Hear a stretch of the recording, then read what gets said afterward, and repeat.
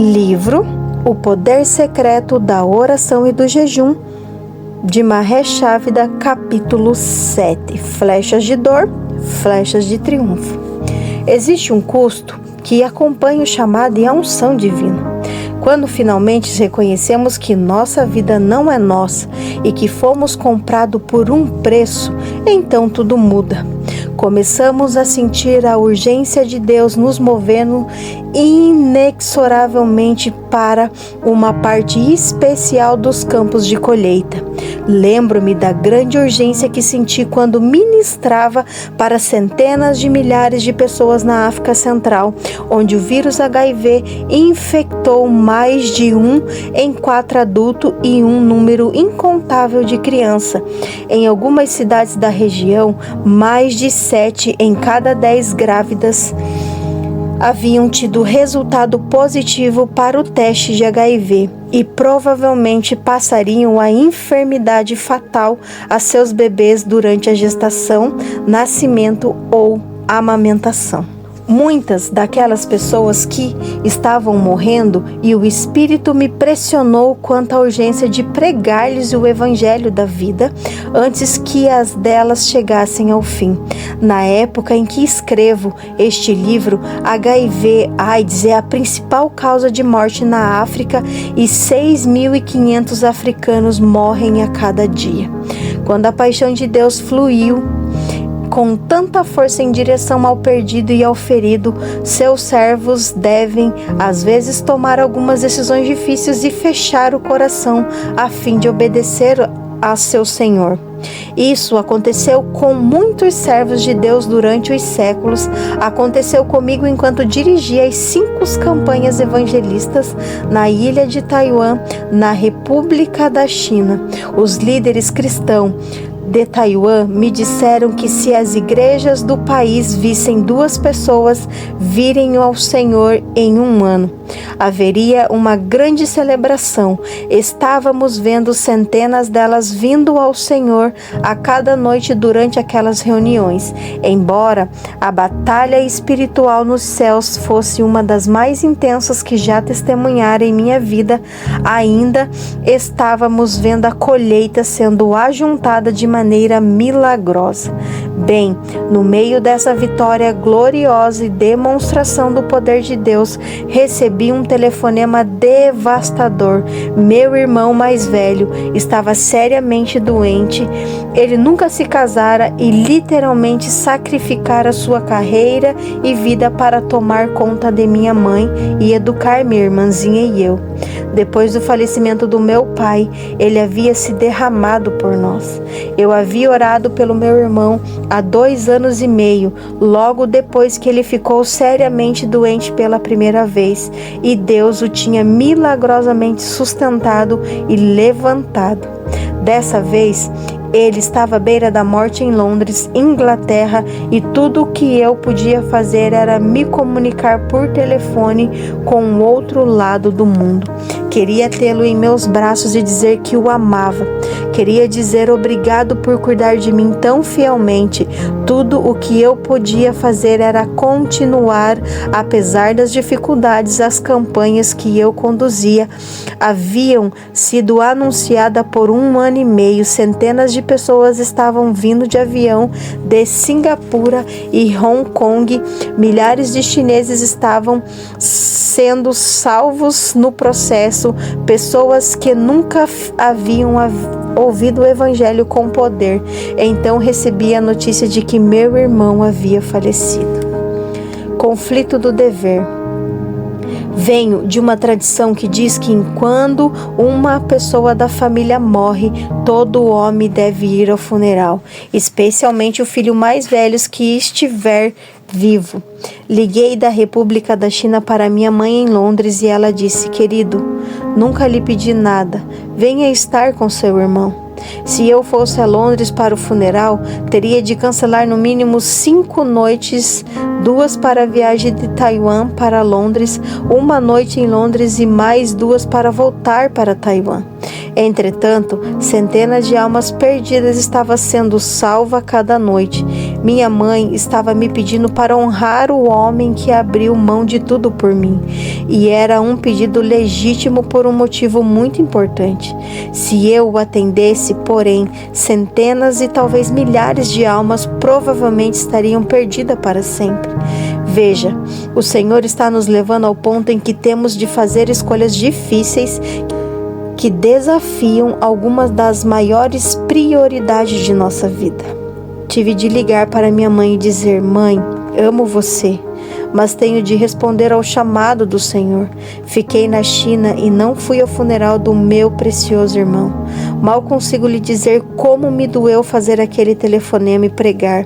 Apesar da minha dor, mas a glória de Deus desceu com uma nova medida naquela noite e depois em cada reunião, e nós vimos centenas de pessoas salvas cada dia.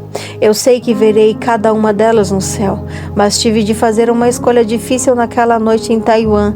Depois estava levando todos nós para uma jornada que seria difícil, que nos forçara a fazer escolhas difíceis que giraram em torno da questão: quem eu amo mais?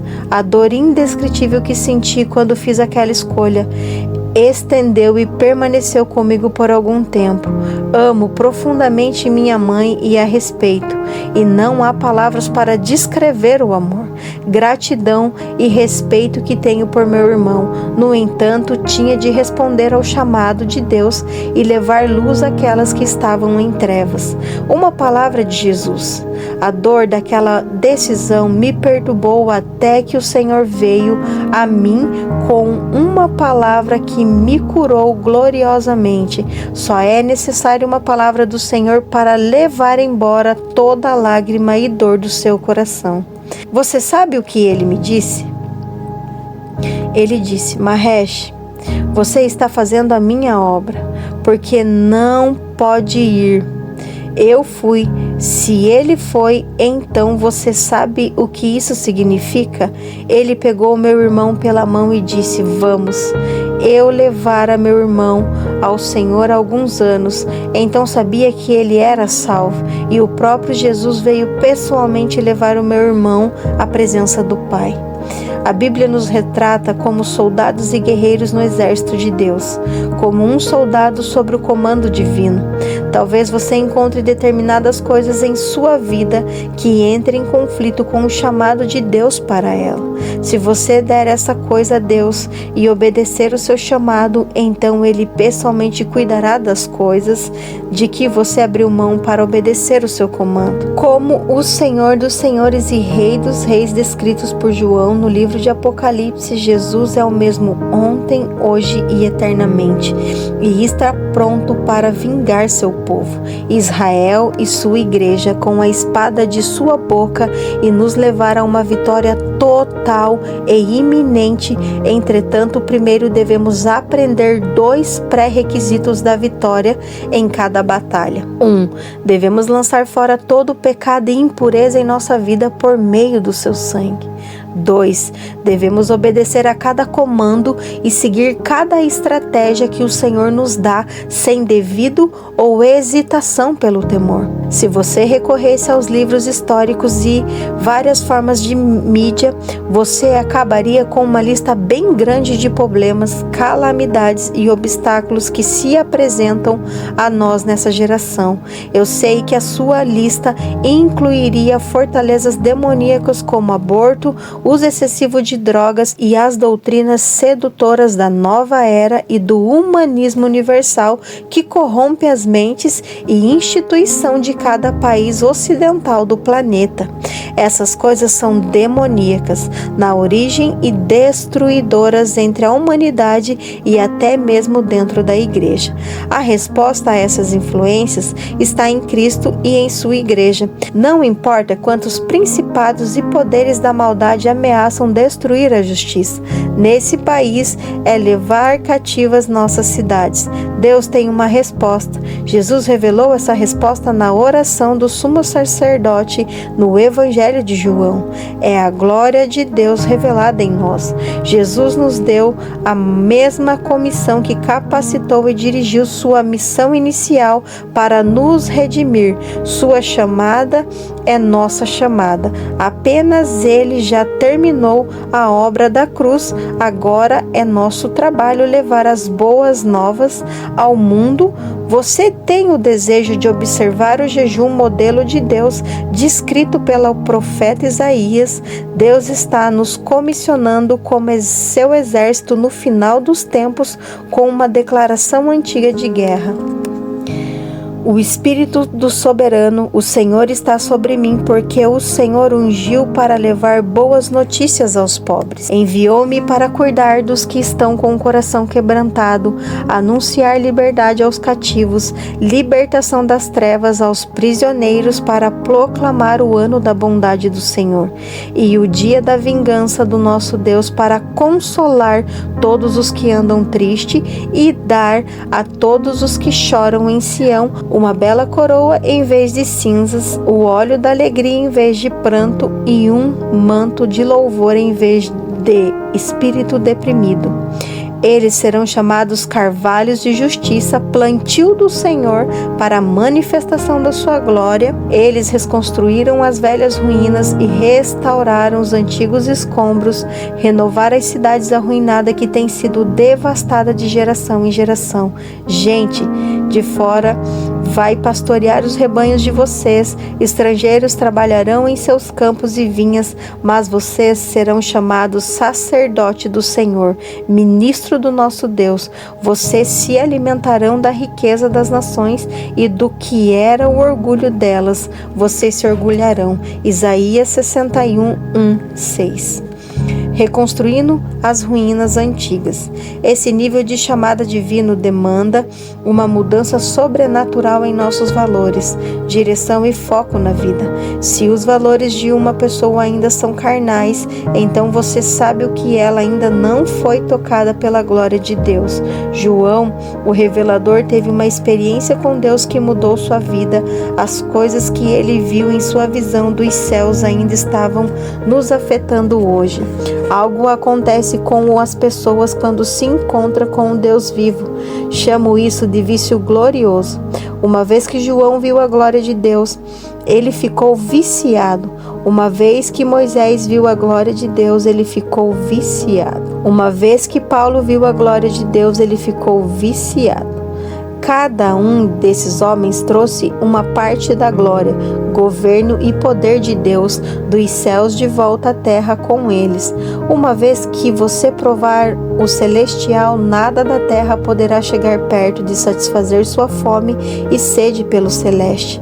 Creio que, de certo modo, é mais fácil vir a Jesus como um completo pagão e experimentar sua glória do que crescer na vida e buscar provar essa glória.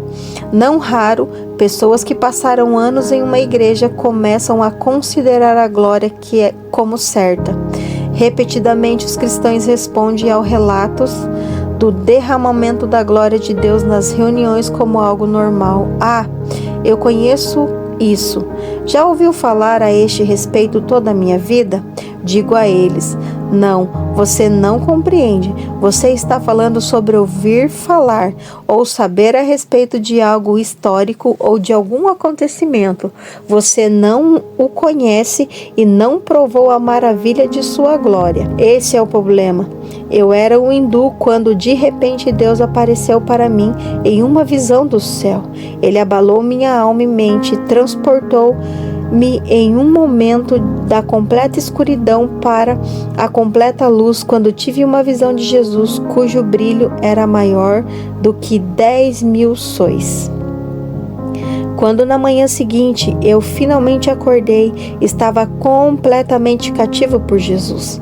Quando cheguei pela primeira vez na África do Norte e comecei a frequentar uma faculdade bíblica e uma igreja tradicional, as pessoas não conseguiam entender porque eu era tão fanático por Jesus. Elas diziam: você precisa ter calma, isso vai passar.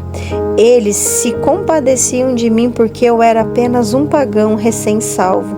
Se eles não fossem bondosos, teria mandado-me embora bem antes do que fizeram. Com o passar do tempo, porém, comecei a morrer por dentro. Apatia, dúvida e descrença começam a drenar minha vida, encalhara em um lugar em que o espírito da religião negava o seu poder. De início, eu quase me sentia envergonhado porque não tinha grande tradição na igreja. Logo descobri que não estaria perdendo nada se a medida padrão fosse a vida e a fé da maioria dos cristãos históricos.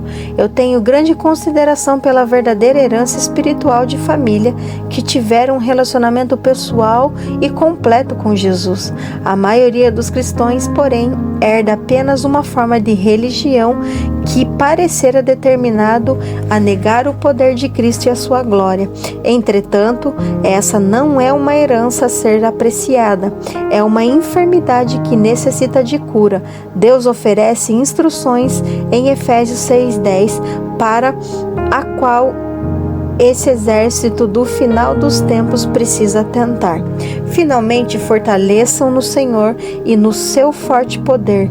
Vistam toda a armadura de Deus para poderem ficar firmes contra as ciladas do diabo, pois a nossa luta não é contra seres humanos, mas contra os poderes e autoridade, contra os dominadores deste mundo de trevas, contra as forças espirituais do mal nas regiões celestiais.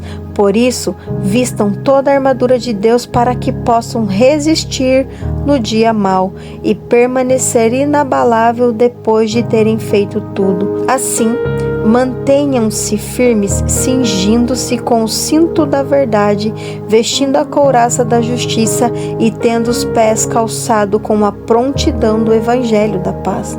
Além disso, usem o escudo da fé, com o qual vocês poderão apagar todas as setas inflamadas do maligno.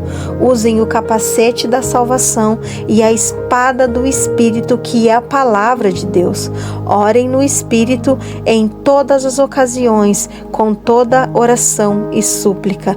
Tendo isso em mente, estejam atentos e perseverem na oração por todos os santos. Efésios 6, 10, 18. Durante o período em que o Senhor me chamou para observar um jejum de 40 dias, era algumas vezes tocado pela glória de Deus. Naqueles momentos, quando estava consciente, não queria mais viver. Na verdade, eu queria morrer a fim de poder estar com Ele. Em um instante, sua glória transformou meus valores e percepção de vida. Embora eu tenha fé para crer em Deus, para ter uma Mercedes nova ou uma casa, prefiro focalizar minha fé e energia em ver 100.000 pessoas vindo para Jesus em uma só noite. Bênçãos materiais e suprimentos são bons, mas meu coração foi transformado pela glória de Deus. Anelo por Ele, anseio pela Sua presença e cresci para amar e desejar as coisas que meu Mestre ama e deseja. Quando somos tocados pela glória de Deus, as coisas da terra ficam instantaneamente pequenas demais em comparação com essa glória. Quanto mais perto chegamos dele, mais nós morremos. Quanto mais nós morremos, mais semelhante a ele nos tornamos. Isso foi o que Paulo quis dizer quando falou: refletindo a glória do Senhor, somos transformados de glória em glória. Se você não estiver no Espírito, não conseguirá ver as coisas de Deus e experimentar a sua glória. Se você pagar o preço para buscar sua face em oração e jejum, então experimentará uma vida de transformação quando literalmente se apoiar na força do Senhor e no poder de seu poder. Essa é a única maneira de lutar o bom combate da fé. Não recue durante o conflito. Na época da Guerra do Golfo, líderes mundial cristãos viram muitos exemplos do que acontece quando reinos estão em conflito. Durante os dias finais da batalha, os líderes mundial discutiram sobre a máquina militar de Saddam Hussein deveriam ou não ser aniquilada, ou apenas expulsas do Kuwait. Alguns disseram que Hussein deveria ser tratado como qualquer soberano, uma vez que ele estava em seu território, e assim foi feito. As forças aliadas da força-tarefa da tempestade no deserto recuaram, mas quase que imediatamente, quando ficou evidente que Hansen mentira sobre seu vasto arsenal de armas nucleares e biológicas, os líderes norte-americanos lamentaram a decisão de retirar-se pouco antes de derrubar Bagdá. Agora, 10 anos depois, nosso exército está lutando no Iraque novamente, porque eles não ficaram um dia a mais. O general Norman, comandante das forças aliadas da tempestade no deserto, disse que suas forças precisam de mais um dia para entrar na capital do Iraque, Bagdá, e derrubar o império de Hansen. Em vez disso, receberam ordem para recuar. Agora, a situação está se repetindo. A oposição e a violência na luta para criar um Iraque livre levaram muitos a dizer que estava na hora de dar o fora. Eles estavam satisfeitos com a derrota parcialmente do inimigo e não queriam fazer o sacrifício necessário para garantir uma vitória completa. Os acontecimentos do Iraque espelham a atitude de muitos cristãos concernente à batalha espiritual. Uma vez que a crise imediata é resolvida ou quando a oposição parece grande demais, nós recuamos em vez de preservarmos até o fim. Deus quer nos dar a vitória, mas também desenvolver a capacidade e a força que vem ao aprendermos a preservar na batalha. Vemos essa questão claramente nos fatos que aconteceram há quase 2.800 anos. Ora, Eliseu estava sofrendo da doença da qual morreria. Então Jeoás, rei de Israel, foi visitá-lo e, curvado sobre ele, chorou gritando: meu pai, tu és como os carros e os cavaleiros de Israel. E Eliseu lhe disse: traga um arco e algumas flechas. E ele assim fez. Pegue o arco em suas mãos, disse ao rei de Israel. Quando o pegou, Eliseu pôs suas mãos sobre as mãos do rei e lhe disse: abra as janelas que dá para o leste e atire. O rei fez. E Eliseu declarou: esta é a flecha da vitória do Senhor, a flecha da vitória sobre a Síria. Você destruirá totalmente os arameus em Afeque. Em seguida, Eliseu mandou o rei pegar as flechas e golpear o chão. Ele golpeou o chão 3 vezes e parou. O homem de Deus ficou irado com ele e disse: você deveria ter golpeado o chão 5 ou 6 vezes. Assim iria derrotar a Síria e destruí-la completamente. Mas agora você a vencerá somente 3 vezes. 2 Reis 13, 14 e 19. Deus garante a vitória pela palavra do seu servo, mas está claro que ele espera uma resposta do rei. Fé e perseverança na batalha. Se você quer saber como alcançar vitória na esfera do Espírito, aprenda a lição de Jeoás. Aprenda a lição de Jeoás. E nunca pare até que a vitória total seja sua em Cristo. Nosso Deus nos deu algumas flechas poderosas ou componentes de vitória e precisamos impressionar a terra com elas até que a vitória total seja nossa. Desenvolver um estilo de vida de oração e jejum dá oportunidade ao Espírito Santo de moldar essa determinação e fé em nosso espírito. 8 flechas da vitória de Deus. 1. Seja cheio do Espírito Santo, mas receberam poder quando o Espírito Santo descer sobre vocês e serão minhas testemunhas em Jerusalém, em toda a Judéia e Samaria e até os confins da terra. Ato 1:8. Segundo, escolha sua batalha. Então busque a direção de Deus para saber como entrar na batalha espiritual agressiva. Davi perguntou ao Senhor: devo atacar os filisteus? Tu os entregarás nas minhas mãos? O Senhor lhe respondeu: vá, eu os entregarei na sua mão. 2 Samuel 5:19. 3. Analise o custo e comprometa-se com a vitória completa. Ou qual é o rei que, pretendendo sair à guerra contra outro rei, primeiro não se assenta e pensa se com 10.000 homens é capaz de enfrentar aquele que vem contra ele com 20.000. Se não for capaz, enviará uma delegação enquanto o outro ainda está longe e pedirá um acordo de paz. Da mesma forma, qualquer de vocês que não renunciar a tudo que possui não pode ser meu discípulo. Lucas 14, 31, 33. 4. Seja sóbrio.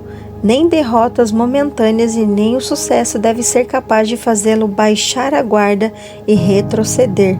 Por isto, vistam de toda a armadura de Deus para que possam resistir no dia mau e permanecer inabalável depois de terem feito tudo. Efésios 6:13. Tenha o objetivo de ganhar batalha. Não permita que a falta de coragem ou as distrações dissipem seu compromisso de ganhar. Portanto, meus amados irmãos, mantenham-se firmes e que nada os abale. Seja sempre dedicado à obra do Senhor, pois vocês sabem que no Senhor o trabalho de vocês não será inútil. 1 Coríntios 15, 58. 6. Não permita que obstáculos inesperados o forcem a retroceder. Jesus respondeu: ninguém que põe a mão no arado e olhe para trás é apto para o reino de Deus. Lucas 9:6. 7. Seja agradecido, já que a batalha está ganha. Agradeça a Deus e louve pela vitória, mas graças a Deus que nos dá a vitória por meio de nosso Senhor Jesus Cristo. 1 Coríntios 15, 57. Sejam vigilantes, guarde a vitória até que a região esteja estável. Estejam alertas e vigiem. O diabo, o inimigo de vocês que anda ao redor, como leão, rugindo e procurando a quem possa devorar. 1 Pedro 5:8. Essas 8 flechas podem servir como nossa aljava de poder para a vitória. No reino de Deus, devemos compreender claramente que nosso inimigo, o diabo, anda ao derredor como leão, rugindo e procurando a quem possa devorar. Nossos objetivos devem sempre ser claros e determinados, e assim nossa fé e recurso divino sempre suprirão a força de que precisamos. Recordo-me novamente dos anos negros da Segunda Grande Guerra Mundial, quando os grandes exércitos se reuniram pela causa do bem e do mal, e tanto o Ocidente quanto o Oriente discordaram quanto ao domínio do globo. Em meio ao conflito global, vimos grandes líderes se levantarem. Algumas foram inspiradas pela encarnação do mal ao proporem o objetivo demoníaco de aniquilarem os judeus e imporem seus domínios sobre toda a nação que alcançassem. Outros homens de propósito mais nobres foram colocados pelo plano divino para evitar o perigo. Seu nascimento em sua geração demandou uma resposta no corpo, alma e espírito para resistir ao aumento do mal naquele dia. Como cristão, o fato é que nessa época atual somos nós quem devemos dar toda atenção e obediência ao propósito de Deus em nossas vidas. Por meio daquele grande conflito, a tenacidade e devoção à vitória do general americano George Patton inspirou e facilitou algumas das maiores vitórias dos aliados contra o Terceiro Império de Adolf Hitler. O general Patton era conhecido por ser cruel quando buscava seus objetivos. Quando chegou o momento de pegar o inimigo, Patton queria ter certeza de que ele e seus homens estavam na brecha, mesmo que suas reservas de suprimentos estivessem sempre diminuindo diante do rápido avanço da linha de frente de suas colunas de veículos motorizados. O general Patton fez um grande discurso pela coragem, quando pediu a atenção de suas tropas antes que ele prendesse o inimigo, sabendo que muitos deles seriam chamados para fazer o sacrifício máximo, perdendo sua vida ou membros do corpo em troca da libertação de outros. Esta é a parafrase do discurso de General Patton. Homens, um dia quando seus netos subirem em seu colo e olharem para você e perguntarem: querido vovô, o que você fez na Guerra Mundial? Você não terá de baixar a cabeça envergonhado e dizer: estava adubando a terra em Louisiana. Você poderá olhar para ele e dizer: querido, eu estava bem no meio da batalha quando as nações do mundo estavam penduradas por um fio. Hoje, Deus está preparando sua igreja e reunindo suas águias para a guerra. Ele está concentrando suas tropas diante de derramar de uma onda satânica. Será como ele previu pelos profetas do Antigo Testamento: seu grande derramar do Santo Espírito sobre toda a carne inundará a terra com sua glória e levará todo o mal adiante dela. O grande exército divino está sendo preparado para pegar a presa, derrubando as fortalezas de resistência maléficas sobrenaturais que estão segurando a humanidade na escravidão do terror, pecado e enfermidade por todo o mundo. Devemos desenvolver perseverança, tenacidade e permanecer pacientes se quisermos ter sucesso na batalha. Acima de tudo, não devemos recuar, desistir, dar as costas até que tenhamos destruído totalmente as obras do inimigo. Recebemos uma promessa de vitória. Entretanto, Deus está esperando que nós possuamos os portões do inimigo para destruí-los completamente. Finalmente, precisamos atentar para a admoestação da palavra de Deus quando a nossa fé nos tempos de conflito, dificuldade e decisões difíceis. Por isso, não abram mão da confiança que vocês têm. Ela será ricamente recompensada. Vocês precisam perseverar de modo que, quando tiverem feito a vontade de Deus, recebam o que Ele prometeu, pois em breve, muito em breve, aquele que vem virá e não demorará, mas o meu justo viverá pela fé, e se retroceder não me agradarei dele. Nós, porém, não somos dos que retrocedem e são destruídos, mas do que creem e são salvos. Hebreus 10, 35 e 39. A vida de fé é obediência a Cristo, nos trará flechas de dor, bem como de vitória, e essa é a vida de um soldado de Jesus.